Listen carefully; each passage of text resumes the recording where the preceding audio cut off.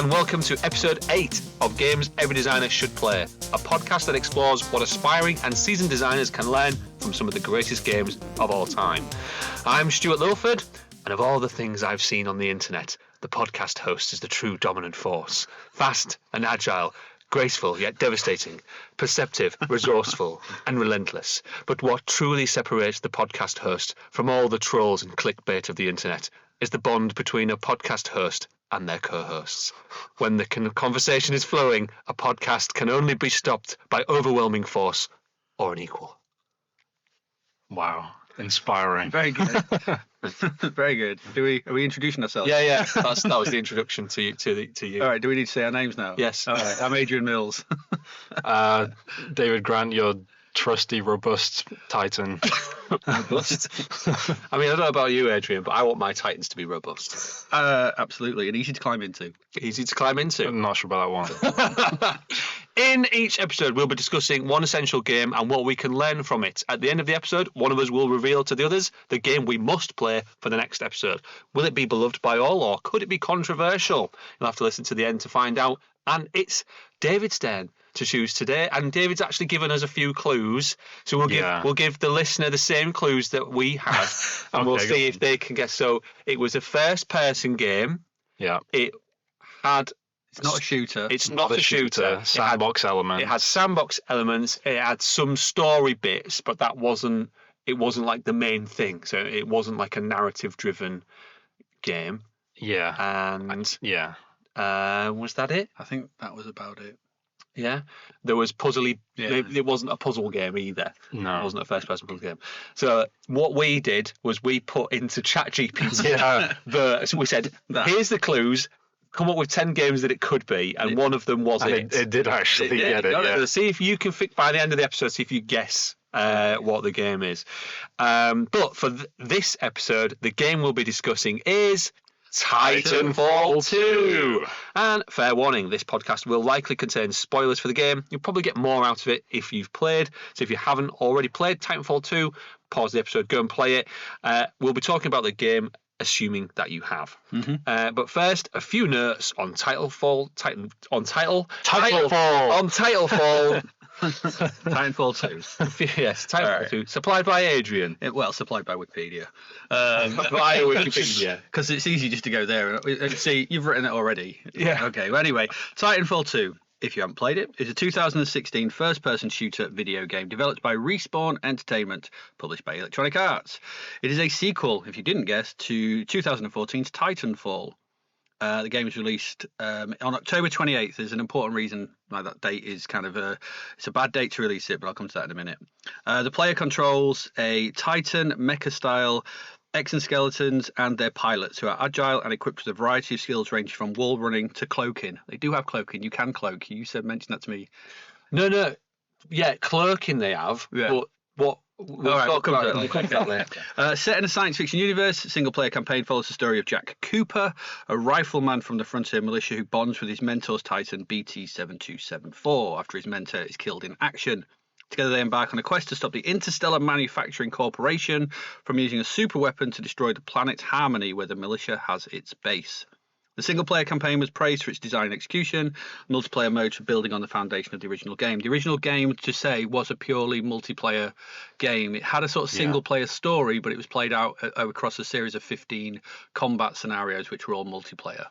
Oh. This was because Respawn basically came out of the ashes of Infinity Ward, and they wanted to keep the first game. Making a single player game was felt to be too much. Kind of what's similar to happened with, if you want to go back in time, to the first Time Splitters game, when Free Radical Design formed out of the ashes of or the sort of people who left Rare, and the first Time Splitters game is primarily it's a multiplayer thing with a very, very bare bones single player game. Despite the positive reception the game received, Titanfall 2 underperformed commercially, with most attributing its underwhelming performance because it went on sale in the week after Battlefield 1 and the week before Call of Duty Infinite Warfare. So it essentially just got overshadowed because it was a sequel, so people thought, oh, I've never played the first one. Battlefield's out, Call of Duty's out. It just got lost. which is a shame because it's better than both of those, which is why it's on the show and those two are not. It was nominated for multiple year-end accolades, including Game of the Year, Best Shooter Awards by several gaming publications. But despite all that, why is Titanfall 2 a game that every designer should play? And before we get into that, I'm going to hand over to Stuart to tell us his tales of technical woes, which may colour some of his experience with the game. Yes. Disclaimer. Yeah. So this is a disclaimer. My experience with this game has been somewhat tainted. Let me take you through my experience of trying to play and finish Titanfall 2. So first of all, installed the game on laptop and played it for an hour and a half, 2 hours, and it ran fine. Initially, I tried to use WASD and mouse and keyboard, but when there's quite a few controls needed in the game, so that proved a bit difficult. So I used a controller for it, and got to like the second location where there's like the toxic sludge. Got to there. It was fine. I was enjoying it. And then a few weeks went by, and then I went to go back to it. And then first thing was my save wasn't there, so it didn't give me the option to continue the game. So I had to start a new game. Then I had unbelievable frame rate issues. It was unplayable. So I had to just start a new game, but every time I did, it was unplayable frame rate. And this was annoying because I don't know if I've got 3 kids. I've got a wife, and this was a night. There's a night where she was out with her mum at the bingo. I'd got all the kids down to bed for 7, and I was like, right, I've got a good 4 hours here where I can just sit and play and enjoy this. First of all, I couldn't find my game controller because we're moving house and my wife had packed it. So I was messaging her which box is the controller packed in. So I had to find that. That took about 20 minutes. Then had the discovery that my save had been deleted, and then when I tried to start a new game, I had frame rate issues. Then spent the next 3 hours trying everything, trying to update the drivers, tried uninstalling and reinstalling, and I played through the first sequence about 9 times, hoping in vain that the frame rate would sort itself out. And what I don't understand is why it worked fine the first time and then it suddenly didn't decide to work. Okay, so that was that. I then installed it on the PC here in my office. And that worked fine. It was great. So I started that. Okay, I started new campaign, got so far. Then when I came back to it and tried to launch from my previous save, the game instantly crashed. And so I kept every attempt to continue my save, it would crash. So the only thing I could do was reload the unlocked mission up to that point, which meant restarting the mission wherever I was up to. And this happened where it would crash on reload, reloading my save every time I left the game. If I closed the game down and left it and came back to it, it would crash on trying to load. Also, it happened at least once when I just died. So I died and then went to reload the game.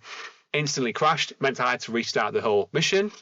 And there was one where I didn't die. It was just the loading screen for the next part of the mission, and it instantly crashed, and I had to restart the mission again. I was quite far into the mission at that point, and so that has been my experience with Titanfall 2. How was your experience, Adrian? Smooth as well. Played it through, great. No problem. I played it on Xbox. Yeah, I was on PC, keyboard, mouse.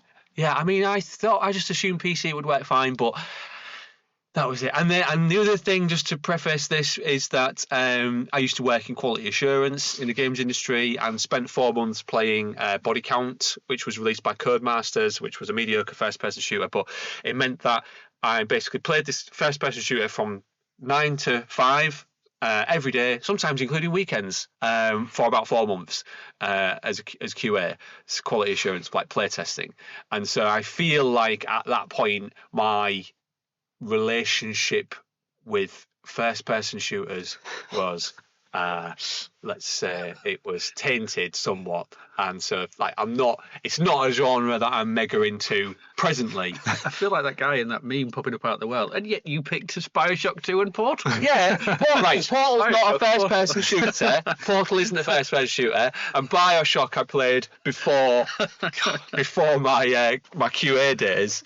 Yeah, so true. it wasn't tainted, and we spent the whole episode dunking on Bioshock. We did. So, Yeah. We did. there you go. So that is. I'm just getting that out of the way So you definitely recommend Titanfall 2? now. I did. There were bits that I liked. Oh, okay. Yeah, we'll get to them. Okay. We'll get to them. Okay. We'll get to them. That's Stuart's Tales of Woe. Just to give Titanfall 2 and some kind of background as to where this game came from. Obviously, it was the launch so sequel to the first Titanfall. Respawn Entertainment. Now, I mentioned Respawn Entertainment came out of the ashes of the big sort of legal dispute between Vince Zampella and Jason West, who were in charge of Infinity Ward, who created the Infinity Ward team, worked at Activision, and they were responsible for basically creating the Call of Duty franchise. And also, I think they worked on Medal of Honor as well. So they worked there previously, I think. But the Call of Duty franchise, as we all know, is it's huge. It's probably the single biggest franchise in AAA mainstream gaming, probably that or GTA. Yeah, it's one of those two. So it's huge. In 2010, basically there was a big legal bust up between them and Activision. Activision said they could fire them. If they fired them, they wouldn't get the bonuses. It all kicked off. Eventually they left and they formed Respawn Entertainment. By the end of 2010, 38 of the 46 Infinity Ward employees who resigned from the studio following the firings had gone to Respawn. So this was essentially Infinity Ward in another name. EA picked them up, and the thing was that we'll come to what Respawn did after this, but they joined EA through the EA partners, which meant that Zampella and West and Respawn kept profits and the IP control of their IP. So EA don't own the IP of this, Respawn do. They're just publishers. Yeah.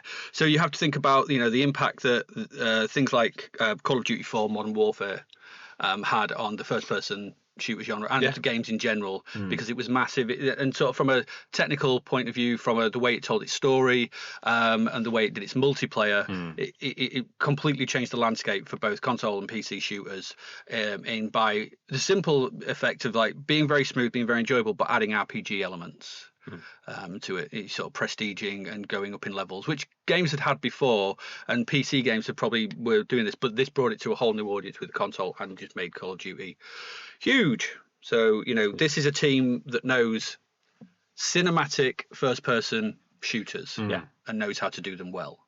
And Titanfall 2 for me is the top. It's the big one. It's the thing where everything they'd learned gets put into this game. And there's some really nice sort of ideas of how they sort of went around making it. So we'll come to them in a bit. But anything you guys want to talk about first of all? I want to talk about the opening cutscene. Okay. For a couple of reasons. So the first time I saw it, I was like, okay, fine. It's a voiceover of the main character, Jack Cooper, gushing over pilots and how great they are. I was like, that's fine. It's introducing you to the concept of the pilot and the Titan and their bond and what they can do. Yep. And then after watching it 9 times, I'm just like, oh, why don't you just marry pilots, Jack Cooper? Why don't you and pilots just get a room? You love them so much. The way it's like, that's partly why I used that at the top end of the podcast. It's like, all the things I've seen on the battlefield, the pilot is the truth. And the way he just goes on about them, I'm like, God, why did you just? I'm assuming it was unskippable then. He probably didn't. I dared skip in case it just immediately crashed again and I had to just listen to the whole thing again. But no, you are right. You can skip it. Okay. But like I said, I think I got a bit worried about skipping at this point. But yeah, that was one thing. I got to a point where I was like, I just got a bit. He's just really kind of standing over pilots. Yeah, I mean it does, but it does set up the kind of the abilities of the pilots. Yes, the wall running sets them apart from your average jumping, the double jumping. Yes, It draws in that way kind of thing. It's very sort of drawing on things like Halo. So the Spartans. Yeah. So it's that. It's basically it's their version of the Spartans. Mm-hmm. And the other thing is that in that sequence, they show the pilot doing some sort of ghost decoy ability where a projection of themselves continues through a hallway while they move into the room to the right, and then enemies come and start shooting this decoy, and then they blast through the wall and then take the enemies out. So, and at this point, then the voiceover's talking about deception and that kind of thing. So that seemed like a cool ability, and you see traces of this in the game where you get to certain sections and you can load a ghost version, so it shows you how to platform this section. But that specific ability to create a decoy version of yourself to draw enemy fire isn't used in the game, as far as I didn't do multiplayer. It wasn't an ability error. Quite possibly. I didn't really play the multiplayer either. No, we're sort of talking more about the single player. Okay. Quite possible. The closest they have to it is the cloak. The cloak ability, but that obviously doesn't have the decoy. Where they've gone. Which I did use in the first level. The cloak ability, and when I remembered it was there, I did use it, and it was cool to be able to. But part of me is like, I wish you could, like, I don't know, extend the time, or you could do something to earn points to put in certain attributes. I barely used it, to be honest. I think I played on. I think it was normal difficulty. Yeah, well, I started on normal difficulty, but when it got to the point where I was like, right, it's this fifth time I'm doing this mission, I need to just run through it as quick as I could, I switched to it easy. But I don't know how you found it with the actual enemies, but a lot of the time in the sort of, when you're playing just as the pilot, they didn't feel like a massive threat. I think there were a few bits later on where I was getting hit quite a lot. In normal mode. Normal mode's fine. Normal mode's fine. If you put it up to, is it hard and I imagine it would be a lot. Yeah, it's the same as, again. I mean, there's a lot of comparisons here. I mean, one of the two games I've read that they sort of took inspiration from are Half-Life 2 and Portal, which are interesting. You can see Half-Life 2 especially in Portal because they wanted puzzle elements and stuff in the game. But the other game, I think they've taken elements from the Halo series because the difficulty levels in Halo are easy, normal, legendary.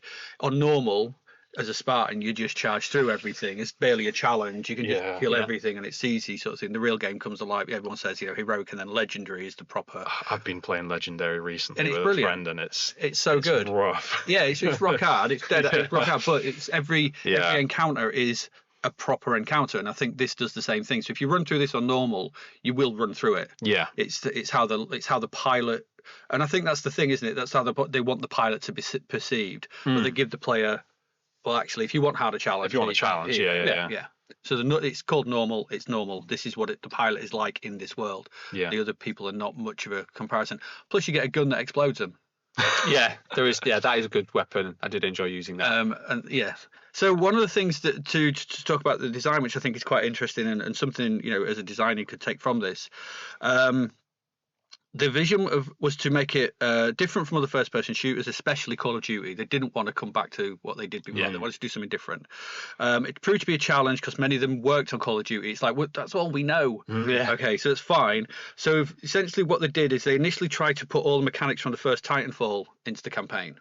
And they just found it didn't work. Because it was a multiplayer and it was built for a multiplayer and it just didn't work to put them into a system. So as a result, what they did is the team decided to host many game jams in the studio where team members were free to create new designs and experiment with technology with few constraints other than adhering to Titanfall's existing mechanics. Team members were free to build prototypes which would then be integrated to form a coherent campaign. And the prototypes were internally referred to as action blocks. Okay. So that's how they designed this. They allowed the team to introduce ideas after ideas, kind of the Nintendo way almost. Yeah. It's this idea of like, you go crazy, we'll see what we can put together. Yeah. So they allowed them to do that in full game since these blocks were often independent of each other and had unique gameplay features. Like the time traveling one will come to effect in course later on. So it enabled the team to discover new ideas and work out the structure of the overall campaign. Internally, it was called 2-1-1. Because every level consists of two parts involving pilot combat, one part involving pilot movement and puzzle solving, and one part involving Titan combat.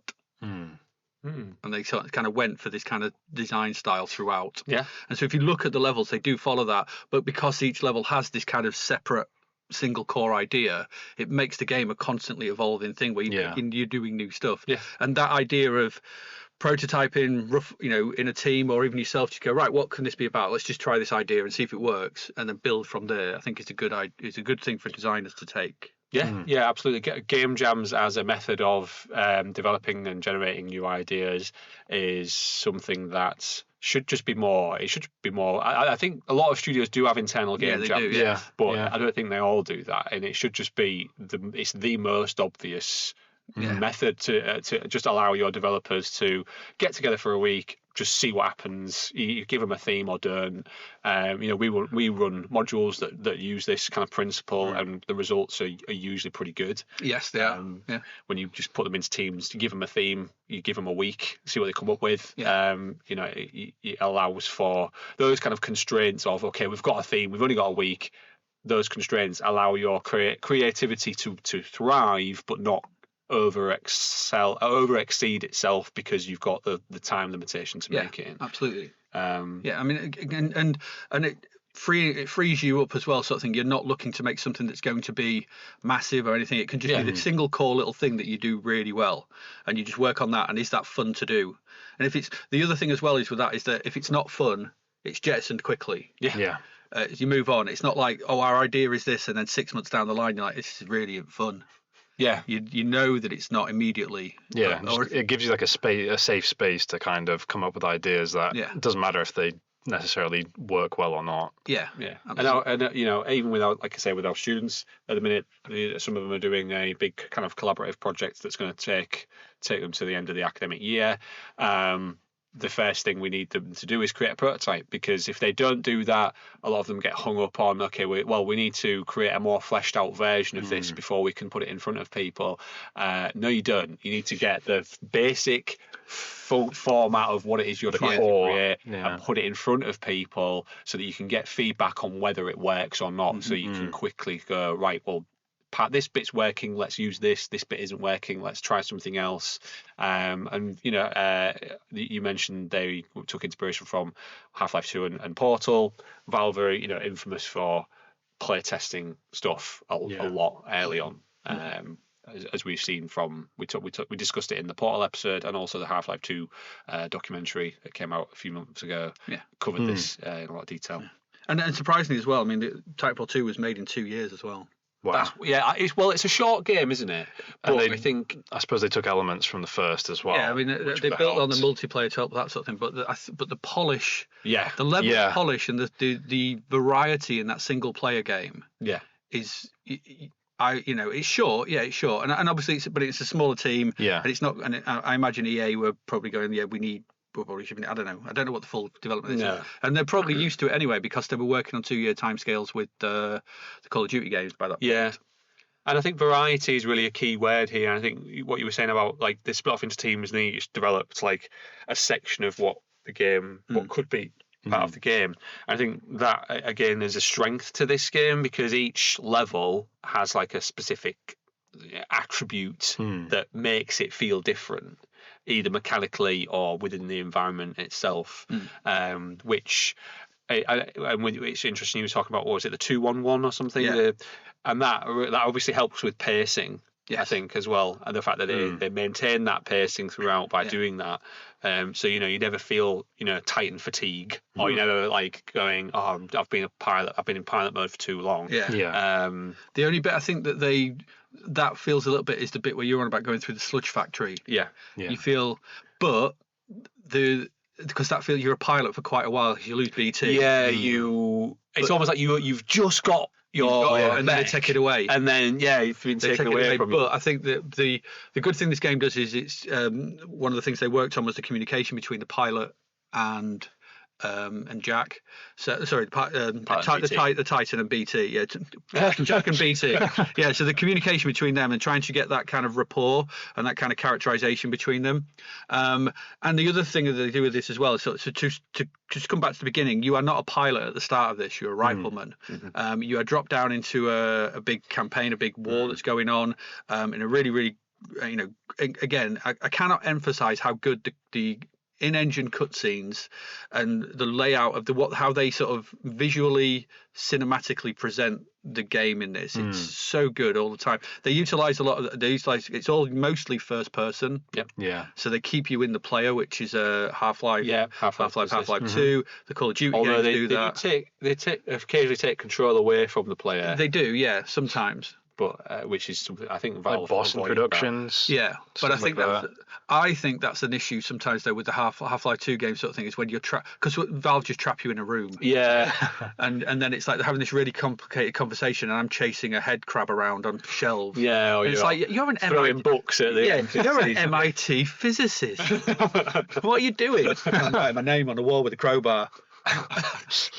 It's like, so I get why they take that away because I think that does lead to those kind of silly sort of situations in the Half-Life games. But they worked on this to try and get you that, and I think that's one of the things in that sequence where you do feel like you're a bit of pilot too long. They keep that conversation going, so you're constantly attached to it. And then when BT does turn up behind that screen and you see him kicking ass, it's a great reveal. It's like, oh, thank God. Yeah. They build that. It's almost like that release, like you said about comedy and jokes. It's that, that build up and then release. Yeah. They build and they build and they build to this, and it's like, yeah, we've taken it away from you. Yeah. And they've done it for a reason because they know that the longer they hold back from giving you it back, the more you'll be relieved to get it. And I think that's the kind of works there. And they don't really do it for that long again. No, the only other time is when there's the factory when BT gets taken away on that crane for quite some time. That's the same bit, isn't it? No, I was talking about the sludge bit. Toxic sludge. That's the whole. I think toxic sludge one's like the second level after the that's where BT gets taken away. And then there's the factory where the crane takes them away. Okay. Yeah, the factory where it's building the level. Two separate. There's a long sequence there where you're not with BT. But to be fair, most of the levels, even like Effect and Cause, you're not with BT even the majority of that one. I think the difference is that BT in those ones is lost to you. Yeah, you've chosen to. Yeah, narratively there's a difference, but mechanically you're still. Most levels, I suppose you're not right in Titan. But I think the difference is it feels like a choice between we need to do this rather than. Oh, have I lost? The Titan. Yeah. So thematically it's different, but in terms of the pacing, it's probably all quite. They almost use it as a reward, like you spent all this time fighting all these enemies, and it's like, hey, just have a break, like gun them all down. It's usually at the end, towards the end, at the back end. But I think that's the important thing was I didn't feel in Cause of it like I had lost. Like it felt different to when in that opening in the sequence. Yes, and I think like you say, because narratively in those two examples it was taken away from you, whereas in Effect and Cause it was the decision of you need to go up there and find this. I'll stay down here and do whatever I'm doing. So it didn't feel like you were although lost, you're doing the same thing with just a clever thing to do narratively is you can do the same thing mechanically, but how you justify that with say with the crane one, BT throws you again in that one. So So one of the things that I think this game demonstrates well is the rule of cool. And that is there's a lot of cool stuff in this game. Yeah. Yes. The whole Effect and Cause level is cool. Being able to walk into a room, see an enemy firing at you, quickly travel back in time, move to roughly behind where they were stood to travel forward in time to be right behind them, to then just take them out, shoot them from behind while they're going, where's he gone? How's he doing this? That's cool. Yeah, very cool. Like the little narrative bits you get where they're like, how is he getting through the facility? Like, it makes no sense. Yeah. That just to come back to that was inspired. The guy who created that level, a guy called Jake Keating, took inspiration from the second X-Men film, the Nightcrawler sequence. Oh yeah. That's another good thing from a design point of view. Don't just look at games. Yeah. Look at cool stuff when you say about rule of cool, because that opening sequence to X2. X-Men 2, whatever you want to call it, is great. I remember seeing that at the cinema and going, God, that's cool. That's really good. It was a cool bit. And then it was also the documentary Life After People. Oh, that inspired Last of Us. Yeah. So it's that because it's people, how a how a place would be ruined when people left it. Yeah, So it was it's that. Yeah, it was, Okay. So you've got that coolness of movement and the environment kind of working together. yeah, the vegetation aspects. That's why in The Last of Us there's so much kind of vegetation crawling up buildings, because I think in the documentary it talks about how, well, one of the first things that would go is kind of like if no one's monitoring like the water, the water flow, things will start flooding, which will cause plant life and vegetation to start growing, which would then cause All the buildings to disruptions to the crack. structures. Yeah. That's kind of justifying all the different hazards and things you get in the level, instead of just having like a big spike pit or something. Like you've got parts of the building that have fallen through. There's fire everywhere from the explosion. And basically, when he came up with this, the team was like, "That's great. Let's make it for the entire game." Oh. Well, see, I felt like after playing Effects and Cause, you could extrapolate that into an entire game, but it wouldn't be a Titanfall game. No, he insisted on it limiting its use to one level so it wouldn't become boring for players. It wouldn't become the thing. And from a technical point of view, quite cleverly, they just had two, because you can obviously teleport through time. They just had the teleport. They're two building computer models, one on top of the other. Right. It teleported you from one to the other in space. What, two maps? Yeah. I figured if I was like, how would they have done this? I was like, it's just they running probably just got two identical maps next to each other and just flipping. You just flip your location, your coordinates. So it's a clever way of doing it. Obviously, it needs to be memory. Yeah. It's, that's how they did it. So, but it works really well because you find this device, the way you defined it, and the way they introduce that mechanic as well. That's It's really not. cool. It's not. You don't get it immediately. It sort of starts happening around you. Yeah. Like pockets of it. Time slipping, and you're like, BT, what's going on? And you're like, and he's kind of explaining it, and then you find the device of the guy who's stuck in the floor. The person who you've been searching for. It's like phased through the feeling. Yeah. And then he at that point, you then get the ability to do it, and it then becomes, and then the way they then build that into the puzzles as well, the traversal. So it's not just the shooting, it's like you're flipping from one to the other to have wall running to sort of run on, then you jump and then you flip and there's a wall platform to land on. It's almost puzzle elements, because you're having to think in real time, like, all right, I need to time this, press this now to go on to the next wall, and you got to figure out what route you're taking and that kind of thing. And I think that, just to sort of come back to it, because that is cool, but I don't know if we want to talk about the controls and the feel of control in this and the feel of movement. I think that for me, that's like pretty much one of the best parts of Titanfall 2 is the movement, the gun mechanics.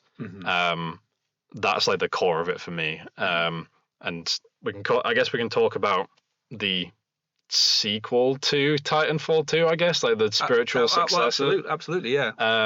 So Titanfall 2 directly, inspired, it's been used for Apex Legends. There's like a bit in the game where I think you're in your Titan and he drops like a little card or something on you. And it says Apex. It does. So I've played Apex Legends a little bit, which is basically a battle royale version of Titanfall 2, but without Titans. And they've also removed a couple of the core mechanics as well. So they don't have double jumping. And they don't have wall running. Right.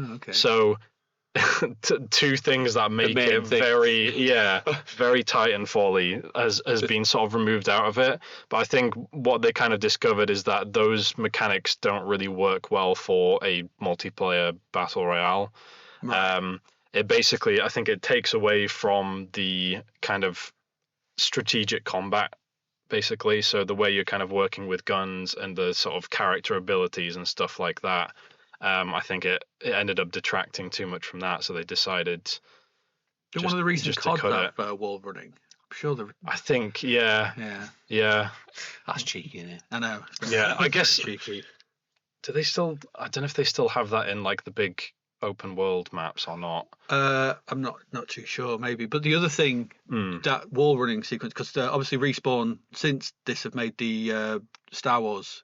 Jedi Survivor, Jedi Fallen Order, they've made them as well, and they are like a cross between Dark Souls and Titanfall, because you've got wall running and jumping, but even third person.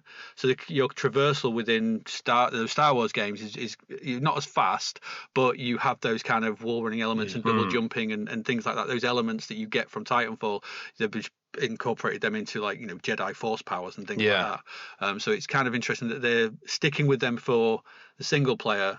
And not for a multiplayer sort of thing. So yeah. But the whole way this moves from the moment you get control, because it's very Call of Duty at the beginning, because Call of Duty games usually always start off with you. Generally, a lot of the ones start off with you running through an assault course. At the time, and then it goes, this is they have some you're rubbish. And it's like, which I always get. What they like?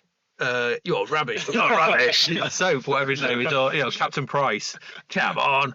And it's like you always get told that you're rubbish, or I do. And then it tells you play it on easy, and I'm not playing it on easy. Yeah. Let me try again. Yeah. But this does the same sort of thing in that it has this sort of opening section where you run through testing, getting used to the wall running and the sliding and the dodging and all that kind of maneuverability that the game does offer, and then it asks you to do it in a time section. And I do not believe, I'm sure it can be done, but the number one on the high score table when you log it is 25 seconds. Yeah. I've never been under a minute. Yeah, no, I haven't. That's for people who probably know the game inside and out, like the mechanics. Yeah, but it's crazy. It's like, because you've got people to shoot behind stuff and jumping and walking and sliding. I know. I don't even know if you could run it that fast without shooting everyone. But that's the beauty of this game, in that it probably can be done. Yeah. Because I imagine that's the time set by one of the developers. It wouldn't surprise me. So that's the thing of this game, in that the skill level, the skill ceiling is high. You can get really, really good. Or you can just play it like a kind of standard first-person shooter. But when you do actually set your mind to it, go, now I'm going to wall run that, I'm going to jump up there, I'm going to climb up onto that, climb down there, shoot that one twist, and it works. And this game nails. It's the best controlling first-person shooter game I've played. It's a very good first-person shooter. Certainly a better first-person shooter than BioShock was. Although I think BioShock had better world building. It was a better world. Like, this is okay, but it doesn't. That's not the point of this game. This game is not about its world. Yeah, the world is a space for you to move through and do cool stuff. And the wall running was cool, but I kept having it where I would wall run, but then I'd do it for too long, and then you just kind of fall, and then by that time you try to double jump, but you haven't. You've not got no. You haven't got, and then you just die. And I think basically what this game did was made me feel rubbish at it. It's like, maybe that was a sign. I shouldn't have played this game. So it kept trying to crash on me, but I can sympathise. Like, at the beginning, I hadn't fully figured out the mechanics of the wall running. So, like, basically, if you run at one of these walls, you will run along it, and then wherever you're aiming, when you jump, you will travel in that direction. If you stay on it for too long, you'll kind of you'll lose momentum. You'll go limp and sort of fall down, which you can kind of counteract. You can kind of jump back to the wall, but it's you're going to lose all your momentum. Have momentum. So you want to be sprinting at stuff. If you can, then get a slide in, which gets you a bit faster. Then jump. Double jump onto it, leg it, fire off the inside. And I've just not got the brain space to. All right. Okay. Even with and also with the Titans, obviously we haven't talked about the loadouts yet. Yeah. The different loadouts for the Titans. But I kept forgetting what each of the buttons did. You're going to dread when we do Mirror's Edge. I played Mirror's Edge, but I didn't finish it. For these reasons, I kept losing track. I think my twitch ability, in terms of my ability to move my thumbs quickly and fingers on and remember what each of the buttons do, is not very. Well, I mean, if you don't, I think the thing is, if you don't play first-person shooters, I play quite a lot of first-person shooters, and I only play them on a controller. I don't do mouse and keyboard. I'm just not very good at it, and I prefer to have it. I'm just raised with controller in my hand, so I just like a controller. That's why I play these games. So the basics are there. If you add a couple of bits on top, I can get them quite quickly. And so I found myself pacing myself through this game, like jumping all over the place, and I found myself completely in control and loving it. I would assume that, like, the core mechanics, all the movement and gun stuff and everything, they probably refined that really early on, and then all the levels are just designed in a way that, like, everything you can jump on, keep your momentum, like it's just very nice to move around the environment. I think I don't know, for me, I just struggled with it. I think, especially that one bit where There's those little ticks or whatever they are. They're basically little crawly robots. The red ones that explode. come after you and explode. Oh, I did. And I was in that room and I was kept trying to get away from them. And it kept going, just before you get BT back. Yeah. And it kept going, well, if you wall run, you can escape them quicker. And I was like, I keep falling off the wall just before it allows me to. And then there's people shooting them. There's too much going on. I'd mixed feelings about that section because you feel so swamped. It's such a relief when he finally arrives back. But it's not. It's telling you what to do, which is use the wall running to get up top because you can get on top of the buildings and stuff. Then it'll jump off. Then you take one out. You shoot the front one up. Yeah. That will stop and explode. The other ones will come up and find that. Then you wall run off into another section. There's big gaps between it, which gives you all those things. Yeah. Well, I'm obviously not clever enough, Adrian, to figure that out. That's what I wanted to talk about. Either that or the frustration of actually trying to get this game to run was impeding my brain's ability to think through these things. See, because that kind of leads me into sort of talking about the level design. Yes, and I think the level design of this is fantastic. It's really, really good from the get go. Obviously, you do the opening training course, but then the game starts. And you have, like I said, you have this sort of orbital drop sequence, and you drop in, and it's very, very similar to Halo ODST. Again, they're taking inspirations from things like that. It all goes pear-shaped. There's also a 2004 game based on Rogue Trooper, which does something very, very similar as well, where you come in and all your troops get killed, and it was an Xbox PS2 game. Does something very similar, but this does that. Your guy with the Titan gets killed. You are left for dead. But then your Titan is knocked out and destroyed pretty much. You then wake up and you have to find 2 power cells. Very video gamey, very video gamey. But the way that they design these levels is sort of these creatures, these monsters that are there, and there's the enemy troops, and you've got to make your way through these kind of ravines and valleys, and these kind of like sort of mountainous sort of canyons and stuff. But the way they do this is it's in 2 big loops.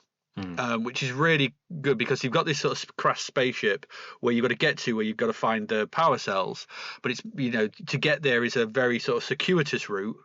But it gets you doing all the things you need to do. So showing you, they use color coding like yellow on the walls and stuff to sort of where you can wall run. There's height advantages. They have a little bit of a sniper section. They introduce robots. They introduce all the things that you're kind of going to fight here in sort of little bite-sized sections to get you used to it. Then they get you to the spaceship and you're kind of mantling your way through. You find the first power cell. You come out the other side and you're pretty much right atop BT. You've got to go on a big loop.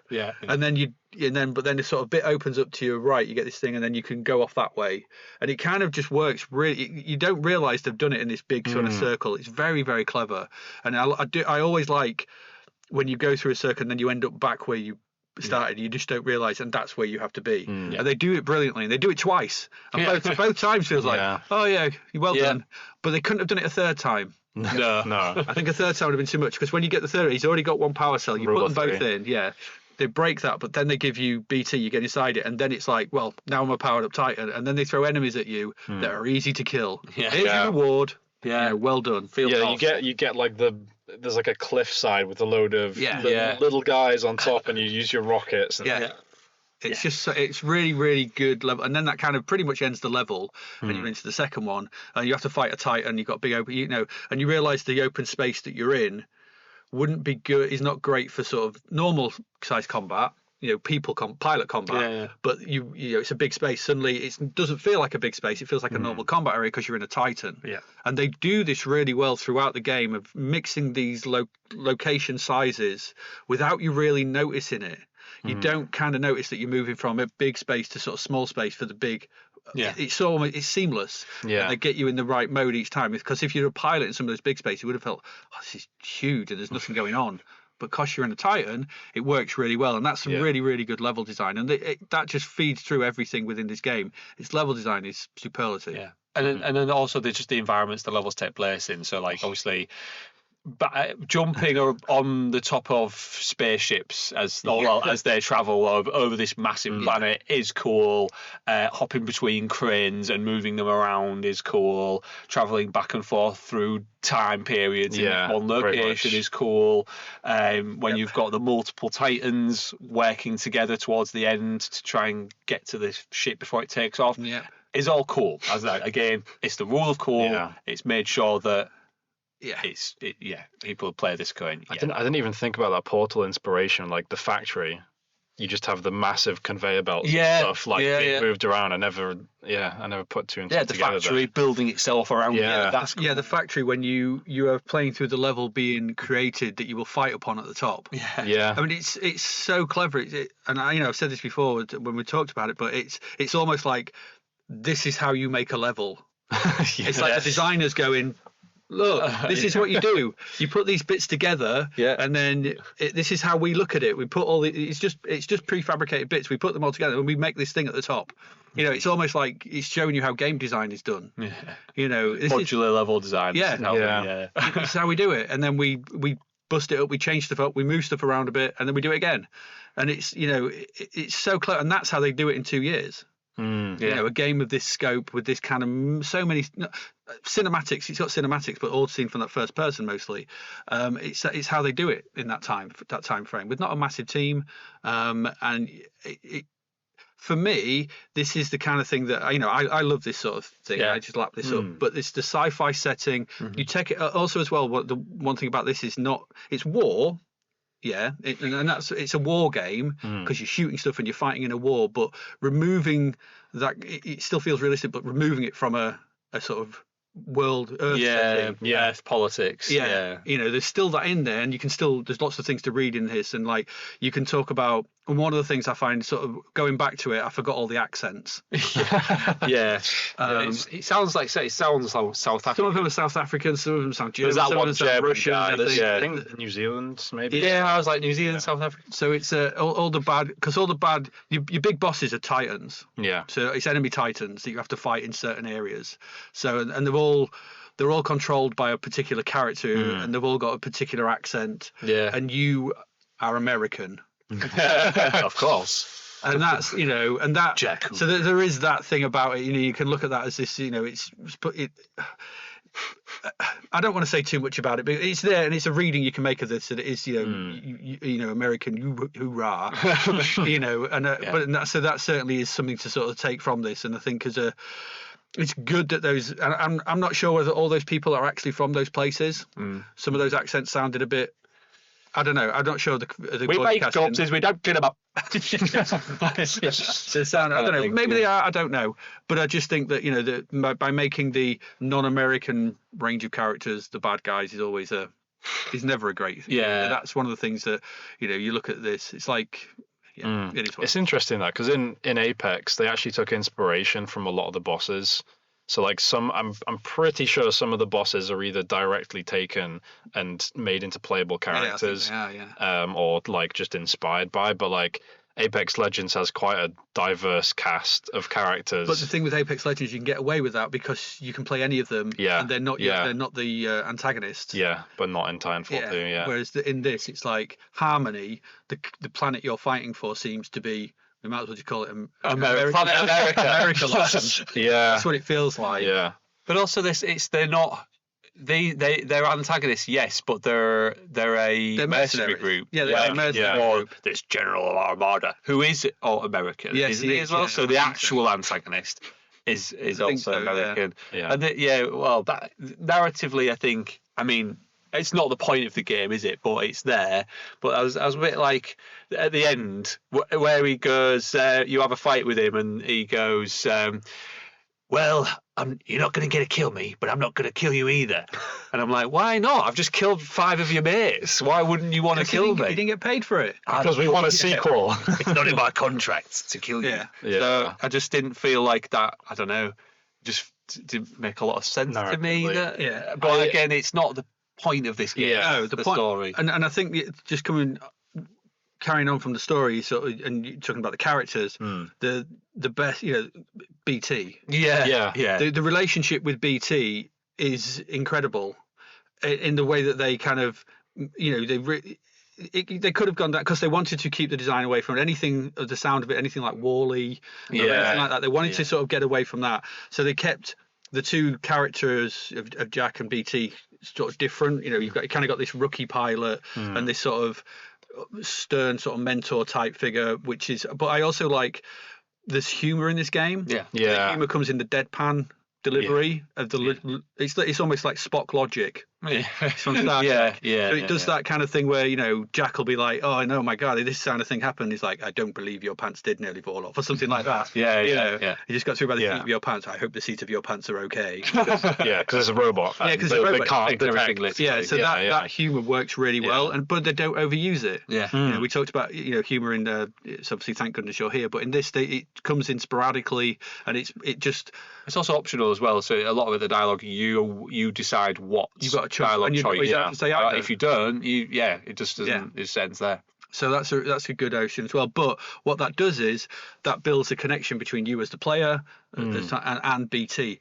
And yes, we're going to spoil this sort of thing when BT, comes under duress towards the end of the game, and there's a sequence in the end of this game sort of thing which they've obviously cribbed straight from a lot of games, Half-Life 2 being the main one, but games like have you ever played Riddick, Chronicles of Riddick? No. There's Chronicles of Riddick's a great game on the Xbox. There's a sequel to it it was remastered on the 360, but for the most part of that you're escaping from Butcher Bay, which is this prison, so you're sneaking around, creeping around. It's a first person thing. If you played the new Indiana Jones game, it's basically the people who made that, so it's a sort of first person brawler shooter with puzzles. Towards the end of the game, you get locked up in this like max wing of this thing, and you get locked up. You manage to break out, and you get into this room, and there's these mechs. So you get in a mech, and then there's normal people, and you're just wading through the sequence in a mech. They do it in Fear 2 as well, or Fear 3, where you're suddenly super powerful at the end of the game. They give you that moment. Same with the super gravity gun in Half-Life 2. It's this moment of like, give the player the fun. Have fun. Go for it. And they do it in this by giving you this headshot pistol. Yeah. It's an automatic headshot pistol. Yeah. If you think about it narratively, it's like, all right, could I not have just had this pistol? Well, when I was watching it, I thought it only worked like that because you took BT's processor and attached it to the pistol, so that's why the pistol. But again, basically, you became a mech. Yeah, I know. But you'd have got mullered by the Titans. You get killed by the Titans. Yeah. So but again, like you could. Anyway, could we not have had two processors? One for the shield, one for your gun. Like you have to kind of detach yourself a little bit from the narrative. But again, the narrative isn't the point. Exactly. It's fun. The point that's point is to make you feel. But what they do is they combine that with, this is how you should have been playing it, like, because they do it with the wall running. Yeah. Because you're headshotting people while you are wall running, bouncing from level to level, wall to wall, platform to platform at high speed. And it's like, this is how the game can be played, and it can be played like that. I've watched videos of people headshotting people, and like it can be played, but they're like, well, now you can do it. No matter how rubbish you are, you must have loved this bit. No matter how rubbish you are, pointed at Stuart there. I still probably died halfway through. It crashed, and then so you're running, you're bouncing around, and you're just popping headshots from miles away. But it's so perfect because they've just killed BT, as far as you know. So as a player, you're angry. You want revenge. Yeah. As a character, you do, and they just give you it. And it's perfect. It's almost perfect game design. And like, we know exactly how you're going to be feeling right now. Go and have revenge. And the level's designed like so simply that you just go for it. You just go forward. Yeah. Like you don't have any complex like platforming or like difficult enemy groups to deal with. It's just, here's a load of enemies. You lock on, you press, you kill them all, you move on. Like, you don't even have to think about it. You're like in a flow state where you're just kind of like traveling through. And it's a perfect example of like flow state gaming sort of thing, because although it's easy, it's so satisfying. Yeah. It's at the bottom of that, so it doesn't really challenge you, but it's so satisfying. It's the complete it's that I want challenge. It's surprising the player by they've established this pattern all the way through, and then they're subverting that towards the end, and it's an enjoyable. It's a reward. Surprise. It's the reward at the end of the game, and then they bring BT comes back, and then you have the whole top fight, and then and then you use that mega gun, on the new version of BT. It's like a new loadout, which is just like everything. It's like it's like at the end of the game, they're just giving you just kill, blow stuff up. You know, we know what this game is. It's a cinematic first-person shooting, and we're going to throw everything at it. And that's the other thing about this game as well, is it's the sort of, you know, peaks and troughs. We talk, you know, peaks and troughs of sort of pacing and everything like that. But the way this builds towards its climax is, you know, like you said, from the moment you have the bit where you're on the back of the, you know, jumping from spaceship to spaceship in orbit sort of thing, having those big fights in there. It's from small to big. You have the big fight with the Titan that's flying around on the back of one. You think it's dead, it comes back. It's a big fight. BT gets his arm ripped off, all those kind of stuff, and then it builds into the Titanfall drop. I think is that after that? It's just after that, isn't it? I think is that after it or before? That's after where you call the all the Titanfalls come in, where you're on the plane and you all drop in. Is that? No, that's before it, isn't it? Yeah. So that build up from that sequence, and then you call in another one and you put BT in it, and you're like, yes, just everything. The final sequence where you go in with all the different Titans, and it's just like, cool. Yes, I can finally I can go full on with the Titans, I probably played more recklessly than I should have, because it wants you to. Because like that, there's the first section where you go in and there's so many Titans attacking you. Yeah. But like on normal, you get all these little health deposits. You kill a Titan, you get health, and it rewards you for just going in and like killing them. And that feeling of just rushing in, like just punching stuff and shooting them, and to making the player feel empowered is a really strong way of engaging them and making them come out the other end going, good lord, that was good. I should get my catchphrase in there. Good lord, that was amazing. And you can't help it with this game. And you know, and I think that it's all those elements. So at that point, you've learned how to control everything. You when you switch between Titans or whatever, the level design just opens up, and you're like, just go shoot stuff. Just go. Sometimes it's just, you can be simple. Keep it simple, stupid. Keep it simple, stupid. Yeah. Sometimes you don't need the clever stuff. You just need to build to something and then let the player have fun. It also thinks about like different play styles as well, with the different loadouts with the Titans. We haven't really talked about those, but you pick them up, but they're like right in front. They're never hidden, are they? No. The loadouts. I kept forgetting what all the different buttons did. So once I'd got one that I kind of liked, I stuck with it, which was the fire one, where you can create a line of fire and you can throw gas canisters.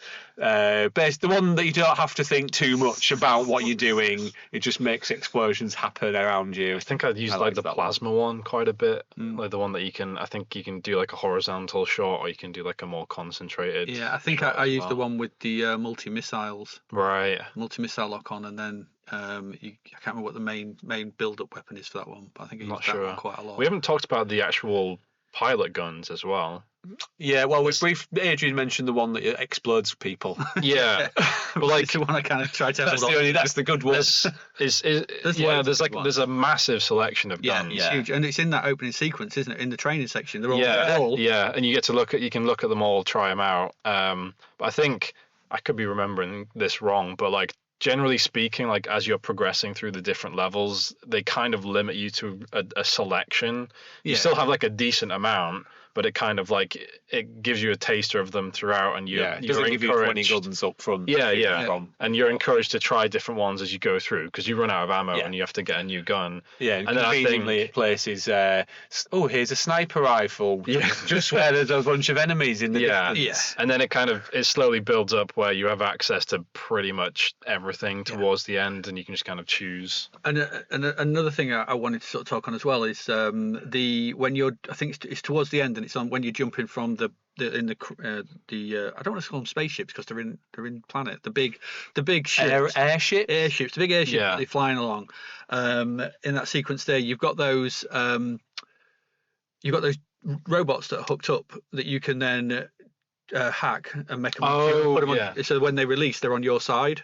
Yes, and you use that little hacking tool. But also if you get to one of those robots, you can like use your knife in it to hack it as well. So there's I never the flying ones. The flying ones you can. Well, just like the just I don't know, like the drones or whatever. The the ones where you can go up to them and you can like hack them with your knight, and then they fight for you. Yeah. So you can. So it's elements like that as well. You can adapt that difficulty. If you want something on your side, if you don't get to them when they come out, they're the red or green. Yeah. If they're red, they're going to start attacking you. If they're green, they're on your side. And so when you get to the end of that sequence where you're using the cranes to create, because that's the level where you have like that gadget that it activates like stuff in the environment, like the fans, and stuff like that, and you have to use it with your wall jumping to turn them off and on. But there's also, like you say, when you get to the sequence where you can hack into the drone drone launchers, the drone bays. It's quite similar to the time traveling aspect, where like with the time traveling thing, you have to activate it to go to different platforms and things like that. But with this one, you have a gun and you have to aim at specific sections to like disable the fans and like go through. And the other like thing that. with the time traveling section, the thing we didn't mention as well is that it's not safe in either.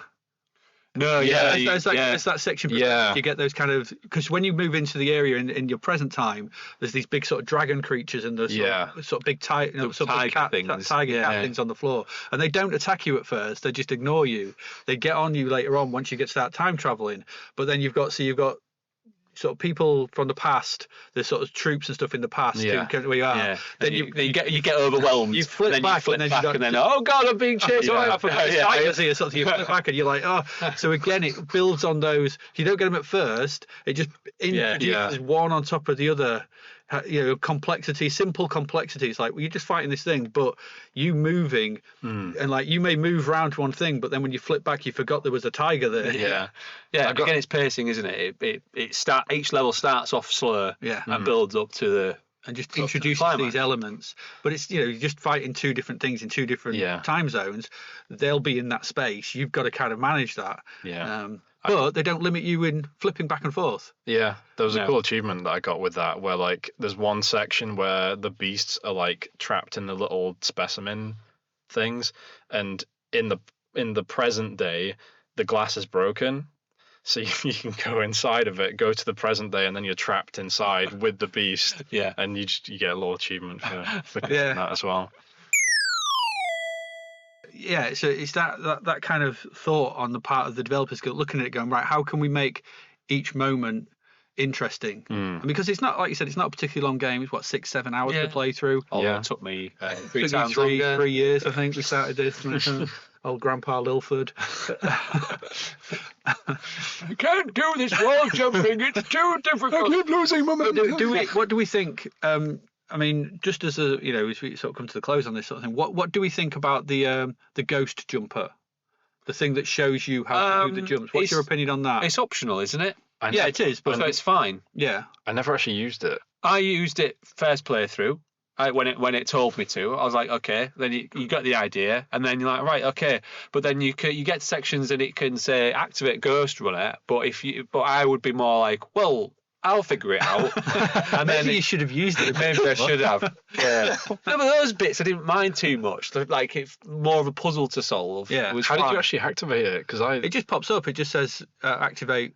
Oh, okay. Is that if you wait for like long enough? Yeah, it starts saying it comes with like a percentage, or it's loading or whatever. When it's full, then you can activate it, and it'll show you how to do it in like particularly difficult platforming sections. Completely missed that. But yeah, it's an accessibility thing. If you don't need it, but it's there if you do. It's fine.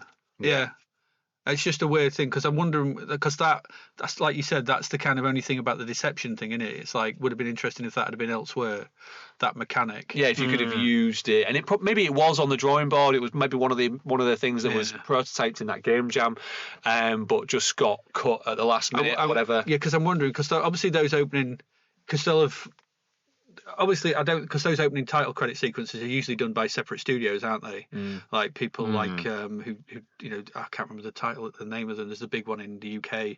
Framestone, ILM, and people like that. So they get found out to produce, and they'll be like, right, so this is what we want. This is the storyboard. These are the abilities you've got, and probably within development, they've gone, actually, we can't.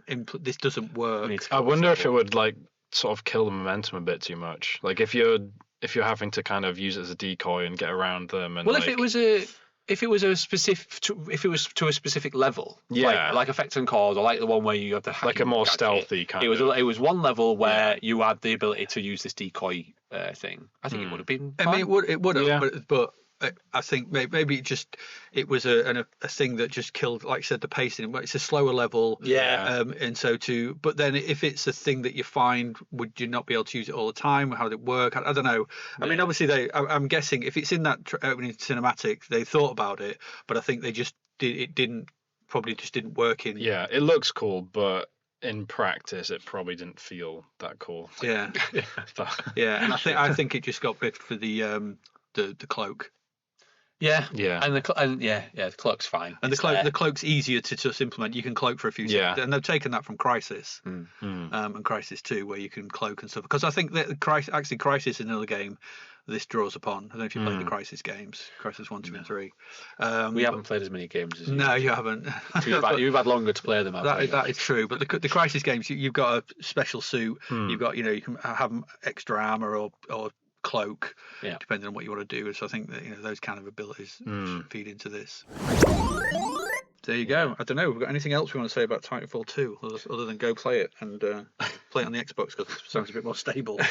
Yeah. Well, I think for me, I just felt overwhelmed during my experience. Overwhelmed with technical issues, with all the different things that the loadouts do, and I lost track of that. The different abilities that you got, like completely, like you saying, you forgot to cloak, you didn't even realise you could hack these things. There was a lot going on, and I think it was more. That was just my personal experience with it. It doesn't, but I did appreciate the positive aspects of the game. Yeah. But I think I just suck at this kind of game, which is why. I think for me it's just another really good example of like polish. Just like one thing we didn't mention as well is just the sound. There's lots of little things, like obviously like being in the Titan and everything sounds really good, and like the gun sounds and all of that stuff, but stuff like a staple for FPS, shoot someone in the head, you get a little satisfying sound effect that plays. You get like whatever it is, little things like that, just it all adds together to just create a really polished core experience. And the one thing we haven't mentioned as well, again, where you're talking about the rule of cool, it's cool to climb in a Titan. Yes, because the animate you can go out, you can go, but the way they animate it, the way the three screens come in, it's beautifully done, absolutely beautifully. It's a flawless transition. Depending where you are when it happens as well, he can You've got jump in, or he grabs you and pulls you in. It jumps on top or whatever. But the way that he sort of climbs in, and it all goes black, and then three separate displays just go all just in front of you, and then you can see it just per normal. It's so clever, and it's so smoothly done. And you talk about presentation and polish.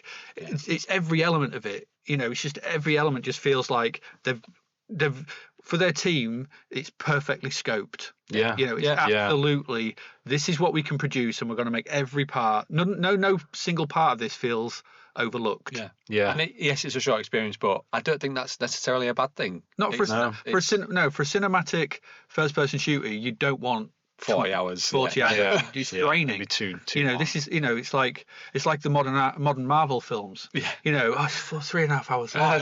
Can I not just watch Winter Soldier again, which is 2 hours, which is perfect? I think it's the benefit of, like, they obviously have all worked together for a long period of time. They know each other's like skills, their strengths, and that just allowed them to kind of perfectly scope out. Yeah, it's a brilliant game. Brilliant. Should we move on to feedback? I didn't really get a lot of feedback. Mainly people saying it's one of their favourite games of all time. They want to hear what we say about it. Titanfall 2 truly sets the benchmark for engaging gameplay design. That was pretty much what people said. No one had any kind of specific feedback. So thanks to Sam Slatter and Eric Knofsinger for that. They're not wrong. They're not wrong. So the verdict then, is this a game every designer should play? Yeah. Yes. Yeah, definitely. But play it on console. Yeah, it is flawless on the Xbox Series. It's just Yeah. Yeah. It's just Stuart. It's just me. It's just just me. It's just Grandpa Lilford. That brings us to the end of this episode, which means it's time to announce the game we'll be talking about in the next episode. Did you figure it out from the clues? This can be interesting. So ChatGPT told us that he gave us a list of 10. There was a few on there, but the one that it turned out to be was Subnautica. Whether that's going to be picked or not, this might be the controversial. Have you changed your mind, or is that the one that you're going with? That's what I'm going with. However, I've got backups because I get a feeling. Well, me and Adrian wound David up by saying that we were going to veto this. So it was the first one we're going to veto because David mentioned that it had crafting in, and Adrian was nearly sick in his mouth. He was visibly ill. He went pale. I was off. Had to sit down. No, I'm not vetoing it. We'll do it. Okay. Yeah. Happy to do Subnautica. I don't know much about it actually. So it's a game I've seen. I get it confused, as I said. I get it confused with Sea of Solitude. I think is it. Sea of Solitude. Is it Sea of Solitude? The EA one, is that Sea of Solitude? Is that like the more narrative driven? I think. Like, yeah. I mean, this one is kind of fairly narrative driven, but the main gameplay. Okay. And the other one. It seems to be that all games set under the water have to give me their Soma as well. Well.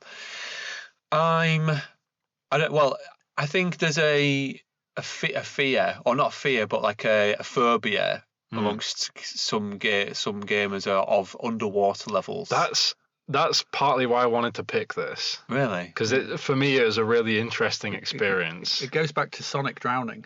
Yeah, and Sonic and Mario drowning, and the water temple in Ocarina of Time. Yeah, and Lara drowning in Tomb Raider. And what's his name? Clive drowning in it. But I think this is Claude. His name's Claude, not Clive. This is a water game that's done well.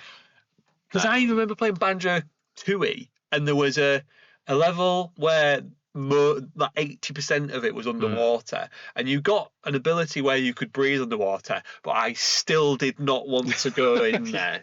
There's one in Kazooie as well. There's a water level. There's a bit. There's the tanker. Yeah, there's Clanker's Cavern in Kazooie. But like this in Banjo-Tooie, there's one where most of it's underwater. Yeah. And Mario 64, I avoided the ones that had water. I don't know what it is about underwater levels. Because we haven't really done any sort of horror, more psychological type stuff. No. Oh, yeah. Am I going to get the spooks played? You might. I don't know. Inscription was a bit. Yeah, a little bit. Yeah. But this game, I remember when I first played it. Well, I haven't played it, so it's on the list. I won't talk about it too much, but it'll be a first experience for me. Because I'm not even kind of sure what game it is. Yeah, you'll find out. Yeah. But that's the best way to go into this kind of game, I think. Yeah. So is it available on everything, or is it? It should be, I think. Yeah. Okay. Cool. Right. So I get it on my Commodore 64. Yeah. I'll have to pay a lot for a hack of it.